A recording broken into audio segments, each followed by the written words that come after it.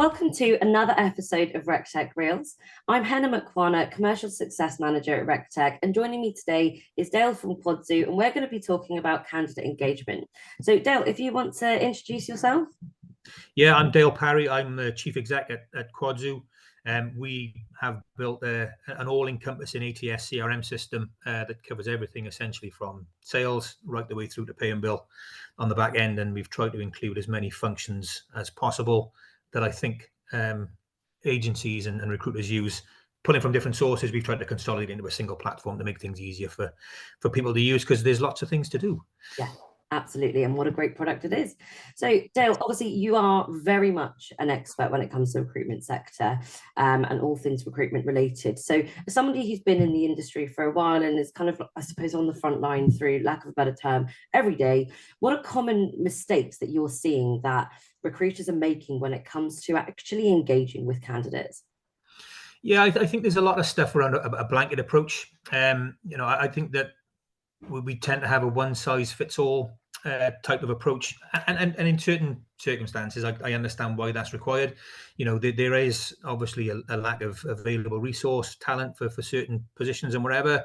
So you want to try and hit as many people as you can. But I think the mistake that lots of people are making is that this generic approach that we're taking just makes individuals feel like a commodity. It's a turn on, turn off sort of environment, and that has always been the case. But I think because of the scarcity of labour now, individuals who are, in the flexible labour game, they're able to kind of pick and choose what they want. And I think you have to be engaging in order for them to kind of pay attention to you and make sure that that you're offering them what they want, rather than just here's what we got, guys. We'd love you to come along, but I can't guarantee I'm going to speak to you personally or whatever. I don't think that's the way that we should be approaching it.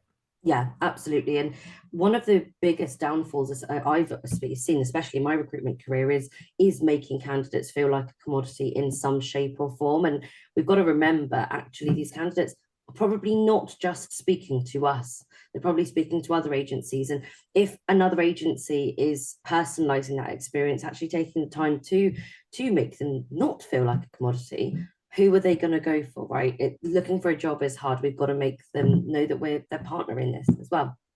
Yeah, exactly. And I think, there are skills around that from a consultant, account manager, depending on the game that you're in, from what you offer from a recruitment perspective. There are definitely skills in terms of, it might be a blanket approach, I guess, to get the information out in the first instance. But there are skills involved in ensuring that the responses that you then give to candidates are actually based on what they've replied to you as. We don't want to formulate a 5, 6, 7 response process that we have. My freezer's broken today. All the stuff in the freezer's broke. So I've just spent the last hour and a half via a chatbot trying to get somebody to come out and fix it. And that frustrates me. I get the reason for it. You want to make efficiencies from a support perspective. However, I just wanted to speak to somebody. Yeah. Maybe not even on the phone or whatever, but I just wanted the response to come back to say, yeah, we get what's happened. We'll get somebody out to you as soon as we can.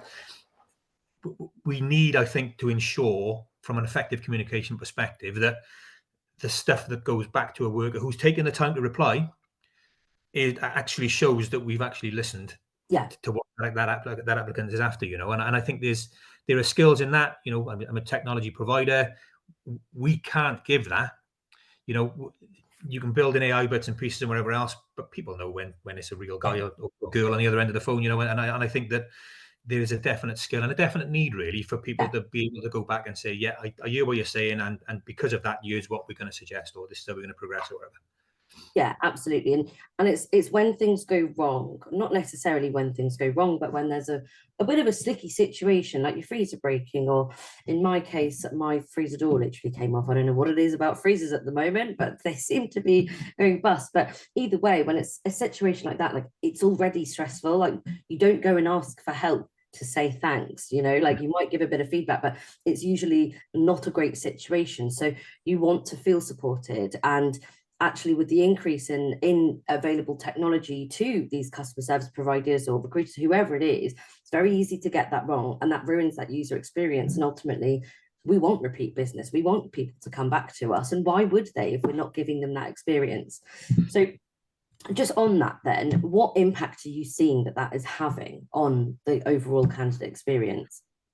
Well, I mean, it's probably negative, and I think, you know, if, as you said, you know, there are people who are looking for work now and not just dealing with one recruitment agency Yeah. or consultancy, whatever the case may be. You know, there's lots of bits and pieces that they can go to. They can place themselves in certain circumstances. You know, there's lots of things around. But I think, you know, if you're not engaging properly with the candidate, you know, it just leads to a little bit of negative brand perception, really. You know, I spoke to those guys and I just spoke to a chatbot, or I spoke to a computer, or whatever it is that comes across, you know, which then obviously means that your talent pool is reduced. You know, there are less individuals that you've got to fill the jobs that you've got, and everyone's finding it tough in terms of, you know, fulfillment. What you don't want to have is a list of people that contact you, and then all of a sudden you lose them because you don't communicate with them effectively, you know. And I think, you know, as well, you kind of expose yourself then potentially to risks from a compliance legislative perspective as well, you know, which ultimately impacts the business, then goes back to the brand awareness thing, you know, and the brand perception negativity that could come from that. So it's a bit of a vicious circle, really. Yeah. I mean, the key thing, everybody needs people. You know, Yeah. I think I can't think of anybody that we deal with, or anybody that I've spoken to is saying, yeah, we're fine. We've got loads of people. They're filling every job we've got. It absolutely isn't the case, you know. So I think you need to be mindful of the fact that people have other opportunities to speak to people, and to an extent, and obviously raise your game in terms of how you engage with individuals to get them in, to speak to them, to get them out to work, Yeah. and ultimately, when you've done that, to keep communicating with them. Yeah. Because, you know, the key bit then is, you know, as with everything, you know, sales, whatever the case may be, it's really difficult to find them and get them in. Don't take them for granted when you've got them. Yeah. And Exactly. definitely, if, you know, a placement finishes, you need to be dealing with that before the placement comes to end. Otherwise, those guys are gone and they're working for the agency down the road next week because they've been in contact and chasing up with them, you know? Well, precisely. And it's about exactly as you said, once you've got them in through the door, keep them there. You know, you're going to keep them there with a good experience and good relationship and good rapport. If you've got that part wrong, like that's like the bread and butter, right? If you can't have those relationship building skills and you don't have the technology to support it, you might not necessarily be in the right environment. So on that then, what advice would you give to any recruiters that are looking to actually enhance the way that they engage with candidates and actually just get it right? Yeah, I think be clear. You know, I think in terms of the way in which you communicate, you know, timely, transparent communication through the whole process, really. You know, whether that's leading up to placement through a electronic registration process, job advertisement, but however you get them in, communicate with them effectively, which as you're working your way through, make sure what you're sending out or you're talking them over the phone or whatever, make sure it's personal to them, because, you know, it's a difficult game to play. We all want efficiency in terms of how we find individuals, which might mean a blanket SMS, WhatsApp message, email, whatever goes out first. But I think the critical bit is when you go back to them, make sure that I can't work next Friday, but I'm fine after that. Don't send them a message saying, can you work next Friday? Because you sent it to 40 other people, you know, because they're just going to say, well, you're not listening to me, so I'll go off somewhere else, you know. Try if you can to find something that obviously integrates with the way in which you work. You know, not only because I know, again, I'm off next Friday. My colleague is dealing with the bits and pieces they can go through and they can see what's been sent, received, and whatever else. I think, but also, you know, from a worker retention perspective as well, and maybe legislative bits and pieces and you know, legal bits and pieces down the road. I didn't receive that message. Well, actually, you did, and we sent it on this time, and in fact, you replied back or whatever. So, you know, there's lots of bits, but on the flip side of that, don't use technology for technology's sake. Yeah. You know, I think there's nothing worse than that. Ultimately, recruitment is a people game. Mm-hmm. People want to deal with people. They don't want to be sat dealing with a chatbot, waiting on a phone, pressing buttons to try and get through to somebody. Do you know what I mean? Try where you can to provide a response in a timely manner, but ultimately something that is relevant to the individual and the question they're asking and the things that they've responded to and whatever else. Because, you know, nobody wants to feel like a commodity. And I think if you treat people like that, it goes back to the bits we spoke about just now around all of those negatives that come from it.